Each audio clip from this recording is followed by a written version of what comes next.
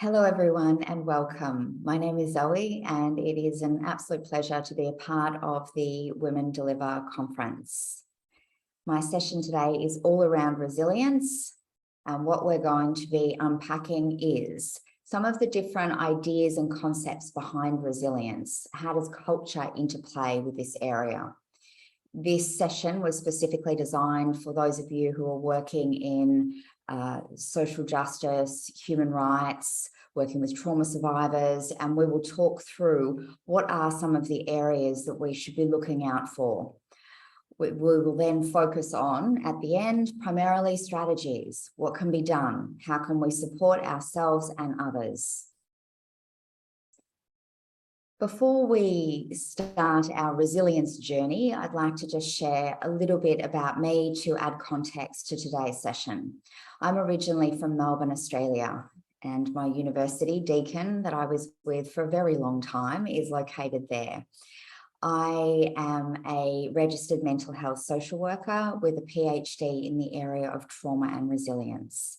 My PhD was conducted in Cambodia, and I looked specifically at the area of resilience in the aftermath of intergenerational trauma, child trafficking, and modern-day slavery.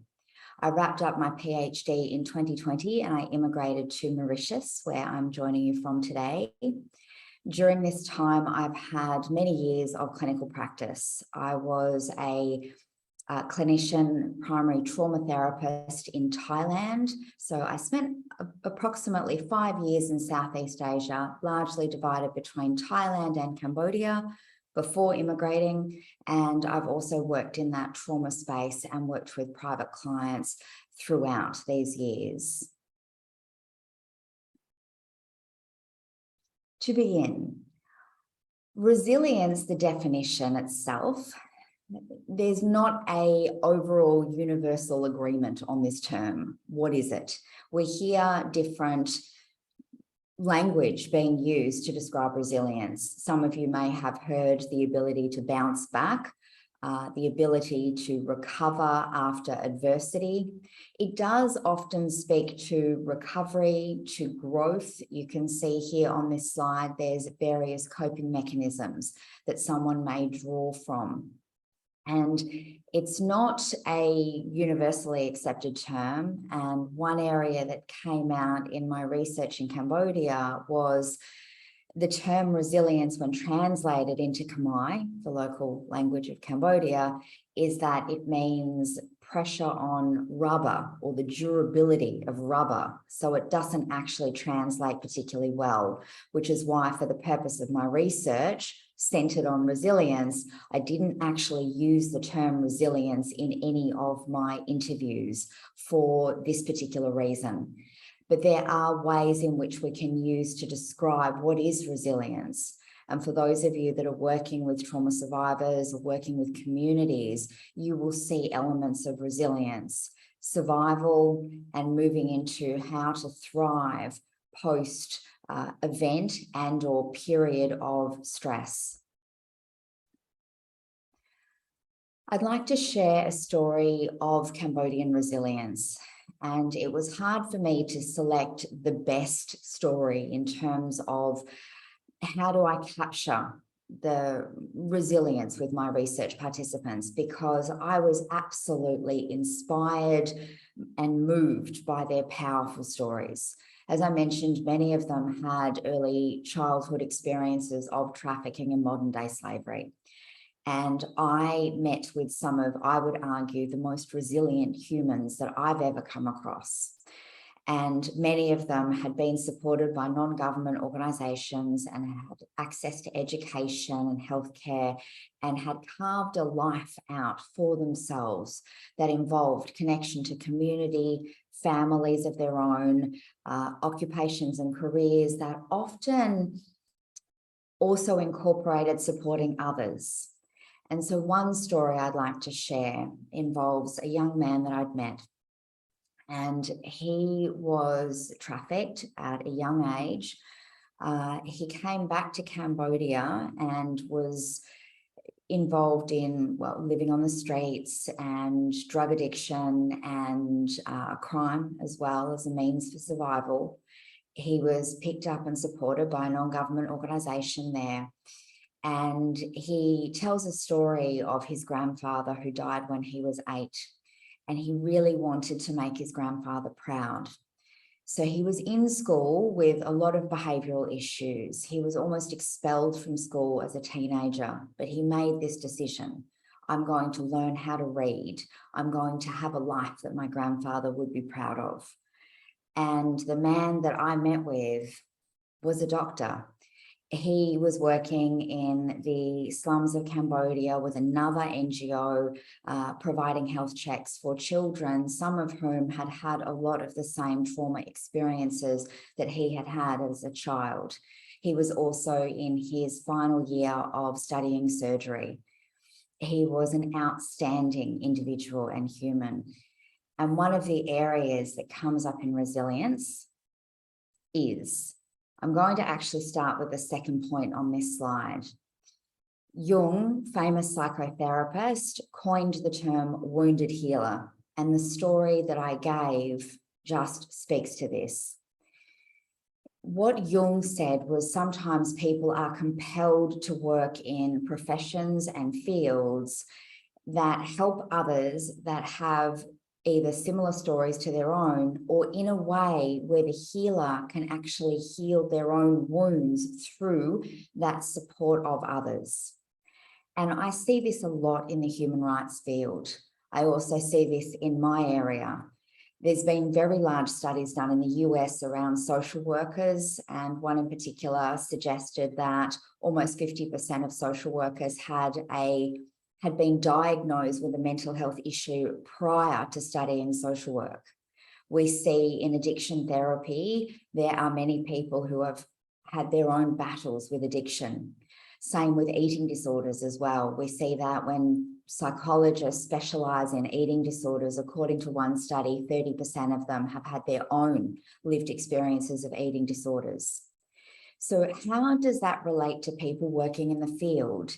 It means that when we are holding space for others' stories and their lived experiences, we may in fact be more susceptible to vicarious trauma, which is a term I'll unpack shortly. And so how do we recognize when we are or potentially moving towards experiencing high stress, burnout, trauma symptoms of our own by holding space for survivors? And this doesn't just happen to wounded healers. It can happen to anyone working in this space. In my current work, I do a lot of work with Fortune 500 companies all over the world. And I was talking to an organization, and this arm was in Kenya. And one participant had commented that they had been submerged in data around HIV spread across Africa. And they were compiling this data. And they found that they needed to take regular breaks much more because of the content and the nature of the research that they were reading was having an impact on their overall sense of well-being. I don't know if this person was had trauma in their history or was connecting to anything specifically, but this is the process of empathy. Empathy starts at a very young age. It's actually created during the years of 0 to 2, and it's done through nursing. Generally the mother, but can be primary carer whilst nursing the child. The mother looks into the eyes of the baby looks into the mother's eyes, and neurons fire at the same time in the mother's brain as it does in the baby's brain. And this process is referred to as mirror neurons. We see this with adults. When you look at two people and their body language is matching, so one might lean in like this and the other matches and leans in like this, the same thing is happening, mirror neurons. So when I say we're wired to connect, we quite literally are. And it means that that process of empathy for people working in the field of human rights can sometimes be a double-edged sword. We can experience the highs, we can experience the success, the wins, we can feel that what we're doing is making a profound difference. We can also share in the survivors that we're supporting, their fear, their pain, and the sadness that goes along with that. And that is part of the process of being a human. So trauma-informed care is based on the idea that there is a very large number of us that has trauma. And trauma can be defined in different ways. In my field, we often use the expression big T or small t trauma to describe an event. A big T trauma might be surviving a natural disaster or an assault of some kind. If someone has adequate coping skills and is well-resourced, there's nothing to say they can't make a full recovery.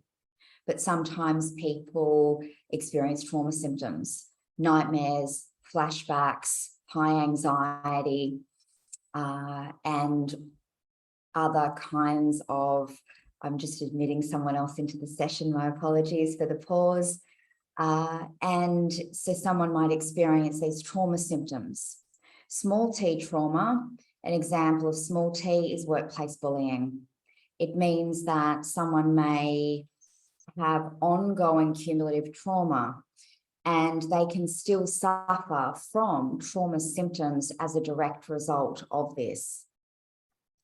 And so what we need to understand is that if a lot of us have experienced trauma, there might be many of us that are, in fact, wounded healers working in this space. And trauma plays a very big part in the work that we do. Now, the term vicarious trauma, as I mentioned at the start, is secondary trauma. It means that you might not have experienced that trauma yourself, but you are exposed to that trauma in your environment. So, for example, vicarious trauma is much higher in terms of rates in my field. People working with disaster relief or frontline responders, these are professions that are exposed to other people's trauma and or suffering. However, the media can interplay with vicarious trauma rates. And we first understood the impact of this after September 11th, when the international media picked up those images and played them on repeat all over the world. And what we found was that all these people who were A, not American, B, had nothing to do with ground zero, were experiencing symptoms of trauma. And the same thing has happened over the last few years. We can turn on the news in any country and we are seeing stories of war, stories of famine and COVID and everything, rising inflation rates. And it's important to know that even if we're not experiencing it directly, if your brain sees it as a threat or a potential threat to your well-being, you might experience that on your stress response as if that threat is very much pending. And so when we're exposed to suffering on an ongoing basis, and that process of mirror neurons and empathy occurs, we can become much more in tune with trauma and experience our own trauma symptoms. Compassion fatigue, burnout, and vicarious trauma share a lot of the same symptoms, and we'll come to that in just a moment. And sometimes people will be asking, what is the difference? So compassion fatigue is very much linked to trauma. It's exposure to trauma or material surrounding that. So whether you are working in a human rights space, but you are in an office, or whether you are, for example, out in the field. I worked on several projects in Myanmar in the human rights space, and I met some incredible social workers working in communities in the area of gender-based violence, nutrition programs, and some of them had had first-hand trauma with military, basically, and being very physically unsafe in communities at times. And they took that into the group and they shared those experiences. Others of them were more around writing nutrition programs, but they were still looking at data and evidence of suffering in the work that they did. So that traumatic material can be firsthand or a step back or secondary. Burnout, on the other hand, is more around stress, and it's not directly linked to trauma. Burnout rates have skyrocketed over the last few years. What we've seen is people have had layers of stress and change put on them. And some of you might be much more adaptable and flexible than others, but none of us enjoy swimming around in uncertainty. It's not a natural resting place for humans. So the more change and the more uncertainty that's in our environment, the higher the level of stress. And when we look at resilience and that ability to bounce back, it's often after a singular event, we can then recover. But if there's one event, then more stress, then more stress, and more stress, and it just compounds. Burnout is very prevalent as a result. So how do you recognize stress? And I'd like to hear from some of the participants in the group. I am going to open up my chat box for comments. How do you recognize what is a little bit of stress for you, a moderate amount of stress, or potentially overloaded with stress and maybe edging towards burnout? What are some of the signs and symptoms for you? Because for me personally, the clinical term is cognitive confusion, but it's a slowing down of thoughts and actions in the brain. My little bit of stress is when I start one thing, move to another, go back to what I was doing initially, and it's a very chaotic way of working. But in 2020, when I was living in Cambodia and I was in a very remote area, I didn't have my social support network around me. I got very busy because of the state of the world. Everything was online and I was finishing my PhD. The research that I did in Cambodia was life-changing for me, but the final academic stages was just awful. So those factors all together meant that I would sit down, I would be writing a paragraph, and I'd spend 45 minutes incorporating my academic supervisor's feedback. And then I'd be thinking, why is it taking me so long? I'd go away, have a cup of tea, come back and realize I'd spent 45 minutes and I've made it worse. This is cognitive confusion at a moderate level, maybe edging towards burnout. So for some of you, it might be cognitive. In a session recently, I was talking to a group of senior leaders, Fortune 500 tech company. And I was asking them, how do you recognize mental health in your teams? What have you seen? What have you noticed?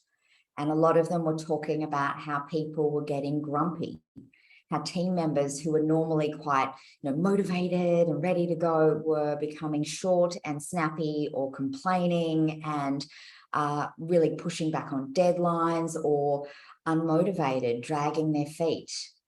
This can all be stress related. And it's important that you recognize how stress presents on you because it is never a one size fits all. Stress looks different on different people. So being able to recognize what your symptoms and signs are critical. When I mentioned that burnout, compassion, fatigue, and stress presents similarly, what you're looking at here is this overlap of symptoms. You might find that the difficulty concentrating is there, or your self-care and you looking after your physical health starts to diminish. You might feel that you are exhausted, even though you are getting adequate sleep. So it can be about the physical symptoms, the emotional symptoms, or the cognitive symptoms. The most important is that you recognize your stress signature and we start to respond. I ran a session right across the APAC region. This was in 2021. I will always remember this session because I think this organization was very brave to do what they did. They asked their senior leaders, how many of you have had mental health issues and how many of you would like to talk about that in an open format with people across the APAC region? Now, some of their brave leaders stepped forward. One was talking about anxiety. One was talking about trauma. One was talking about, it was loss, grief and loss. And another talked about burnout. And I was talking to the manager before the session about burnout, and she was explaining to me how she had spent 10 years in senior leadership, always worked really long hours, high stress roles, lived in a pressure cooker. This was not unusual for her. And she said, I started seeing these signs, but I just thought, soldier on, I'll just power through. But she said it got so bad that I couldn't even get out of bed in the morning, and I had to take a month of unpaid leave. And she said, looking back, I still don't understand how this happened to me. And I share that story because it happens to the best of us. People can be very used to living with stress, but we need to be recognizing the cues that our body and our brain give us about when it's becoming too much for us. And then we can put in some action. And now we're going to talk about what kind of action. These are your strategies, your resilience strategies. And just as much as stress doesn't present in the same way on one person, there's no perfect top 3 best strategies for everyone. You're all different individuals and humans, but we're going to talk through what's the evidence base. Let's talk about each of these and maybe have a think about which ones would I like to focus on, which ones appeal to me. Now, if I say to you, healthy body, healthy mind, that might not surprise many of you. We've heard the call out. We know that exercise is good for us, but there's several reasons why exercise is brilliant. One, serotonin. Serotonin is a neurochemical that is released in the brain during exercise. It is a mood stabilizer, and it has been shown to be just as effective in the research as antidepressants in the treatment of mild to moderate cases of depression, and also very effective in the treatment of depression in the elderly. So serotonin is present when we move the body. Also, with exercise, and particularly high intensity exercise or anything that makes you sweat, stress cortisol, which is a hormone that floods the body during peak times of stress, it comes out in our sweat and in our tears. So yes, you could sit in a sauna or a steam room. And for those of you in tropical countries, you might just go outside and start sweating, but you can sweat out your stress quite literally. So if your response to a high stress day is I'm going to go for a run or go to the gym and sweat out my cortisol levels and get serotonin in the brain, this is a fabulous strategy.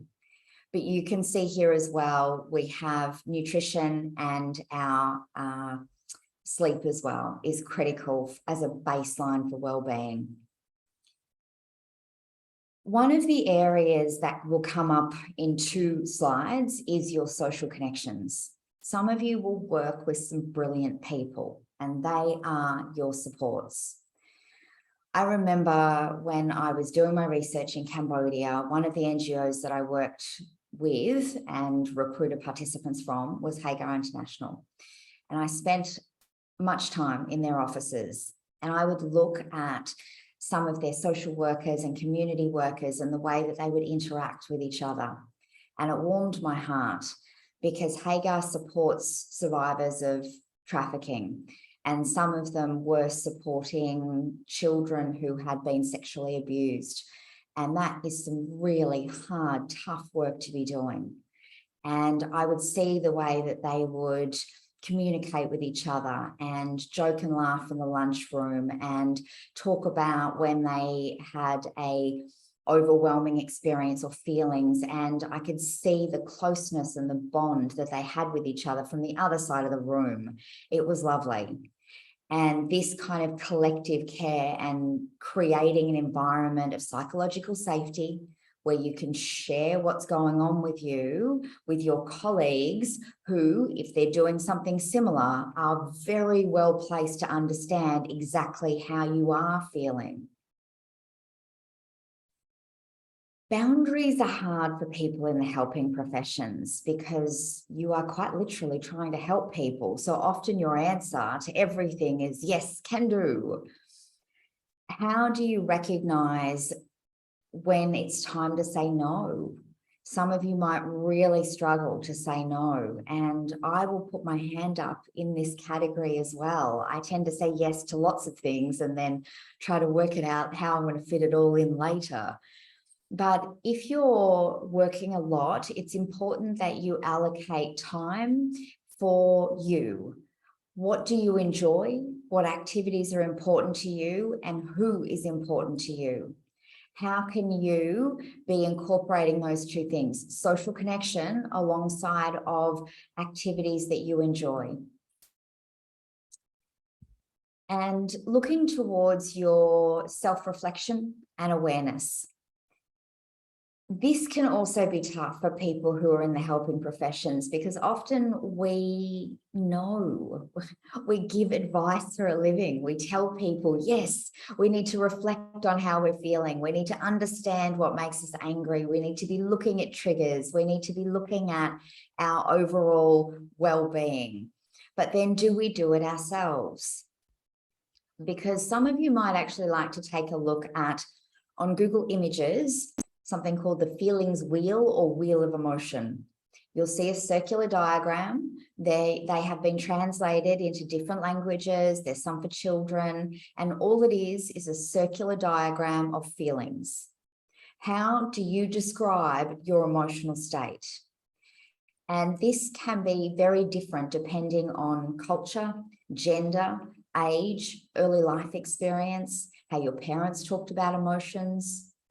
But we use these tools in therapy to help clients recognize their emotional states. And it's a great tool for us as well.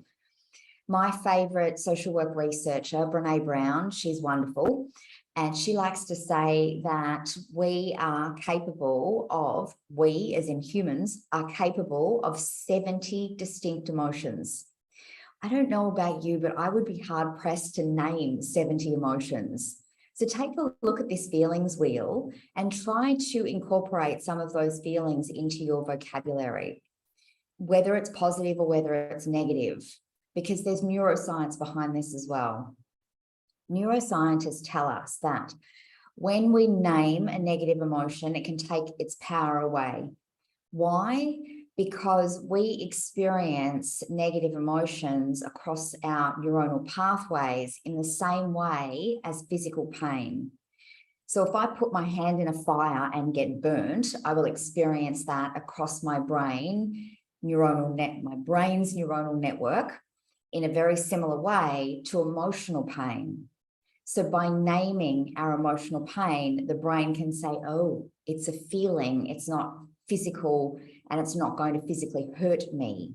So that's what I mean by taking its power away. But the opposite is for positive emotions.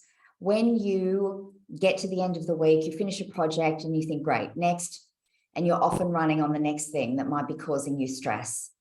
Take a moment, bring a friend, pat yourself on the back, do a little happy dance, celebrate with your family on the weekend, anything that you can do to just stay in that positive emotion of pride and or gratitude. Okay. So our next area here is mindfulness, and mindfulness can be a bit of a buzzword, meaning it gets thrown around a lot, that we need to be mindful. But mindfulness has been a big part of different religions and different spiritual practices right across the globe for a really long time before psychologists started throwing it around like a buzzword. But mindfulness, you can take an activity and just do that one activity in a mindful way. Neuroscientists tell us that we have 75,000 thoughts per day, of which we're only aware of a fraction of them. So from the moment you are awake and conscious in the morning, your brain is off and running. So having a mindful moment, whether that is breathing exercises, yoga, listening to something on YouTube, doing a sleep talk down, anything that just brings you into the present moment and into your body can be really helpful. But you can also take any other activity. You can mindfully brush your teeth. You can mindfully eat and just eat the food. Don't answer any emails. Don't look at your phone. Don't do 14 things at once, because that's what the brain often does. And that adds to our stress level by making us more overwhelmed. So mindfulness at various points throughout the day is great for managing our stress levels. I made earlier comments about the media and the impact that that can have on both vicarious trauma and our stress levels. Social media often gets mentioned as well in research around particularly depression and teenagers. We see a direct link between those two things and Facebook. In this fantastic world of Instagram filters, this is also not doing a lot of good for many people. There is an expression, compare and despair. And we find that many people are doing this with social media. Even though we know as adults, we look at social media and this is not necessarily an accurate representation of someone's life. We know this, but our brain can look at these pretty pictures, compare our life to someone else, and then we feel low about ourselves. How do you measure your success? And the reason that humans do this, meaning we compare our success and our achievements against others, is because it's also linked into our survival. Mankind is wired to connect and belong to our families and to our communities. So it very much matters if we're a part of our community, because then our chances of survival is greater. So we have been hardwired to care what other people think. And this is why our brain and our body hasn't essentially evolved for the kind of information that is coming at us 24/7, whether that is the news, social media, or constant barrage of notifications. So you might like to limit how much exposure you are getting at the end of a tough day to world news. This is another slide essentially pertaining to social connection, but slightly different. We talked colleagues last time. I'm going to ask you all to consider who's on your team. Who do you feel supported by? Who do you go to in tough times? Who can you lean into? For my introverts that are listening to this, that might just be one or two key people. When I say social connections, I don't mean 500 friends on Facebook. I mean, who do you trust? And trust is key. I also mentioned a term earlier, psychological safety. That's the same thing as trust, essentially. Do you feel safe telling someone about what's happening for you, seeking guidance, seeking support? So whether that is mentorship or just someone that you really enjoy talking to. Because if someone understands you, or you feel like you're being understood, you feel like you're being heard, that is so much more important than someone turning to you and saying, these are the top 5 best stress-busting strategies that you should implement in your life. Because this isn't empathy, this isn't active listening. So if you're actually looking to support one of your colleagues or someone in your network, it is a lot more about what you don't say rather than what you do say. How do you wrap language around empathy and active listening? When we do this, and active listening can be more around nonverbal cues, body language, eye contact, how do you support someone with language and without language? And what kind of language do you use? Because I can give you some ideas. I'm smiling already because I sound like a therapist, but have a think about, what does support look like for you? And when you're trying to support someone else, ask them, what can I do for you? I'd really like to support you with this right now. How can I help? What do you need from me? This is empathy, and we can be there for someone. And this links into pride that I was mentioning before. How often do you recognize your wins? So we need to start to celebrate those successes. And I remember many years ago when I went back to start studying social work in my 30s, I made a decision that if I maintained a high distinction average for my first year, I would spend time on an elephant eco reserve in Thailand because I love elephants. It was a very big goal and therefore it was a very big reward, but it can be small rewards for small wins and larger rewards for bigger wins.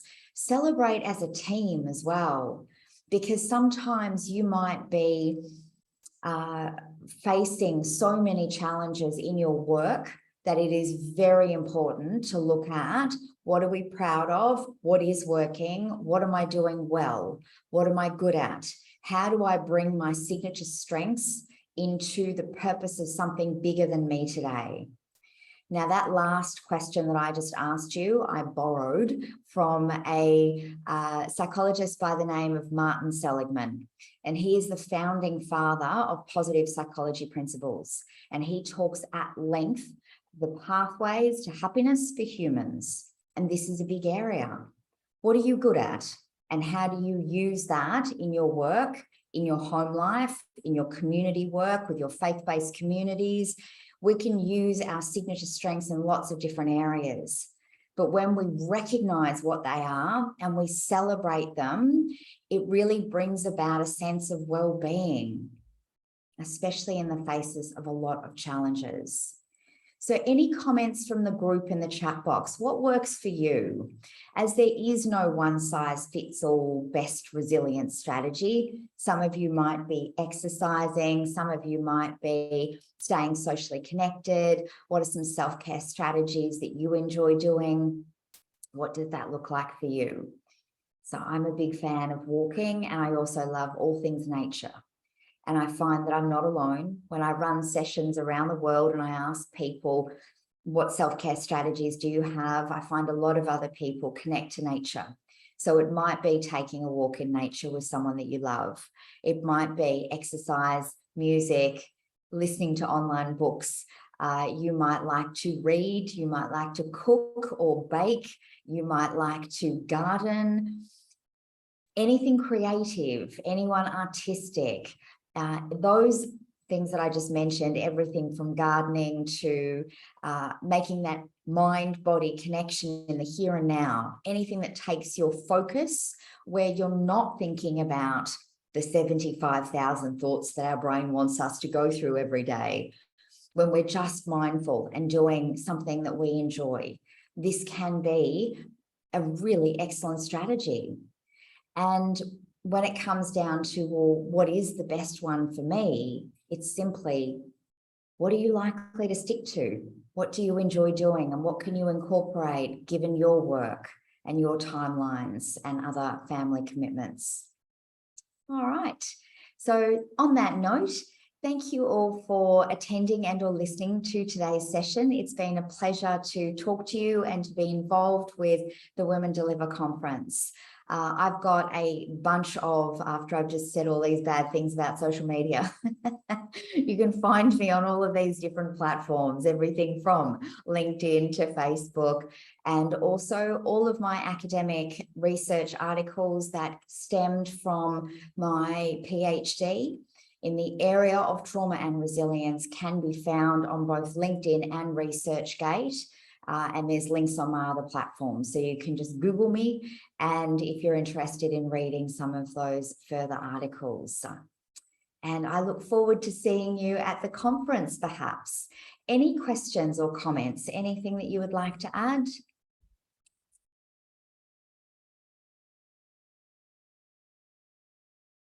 I might just do a very brief summary of key points while I give you a moment to type in any questions that you may have. Thank you. So as I mentioned, resilience really is a very fluid state. So it's not a one size fits all. So thinking about what you can draw from this session, what might work for you, what's possible to implement within your time and really making it a priority. And that way we can continue to fight the fight for social justice. All right. Thank you all so much for attending, and I hope to see you all at the conference. Bye for now.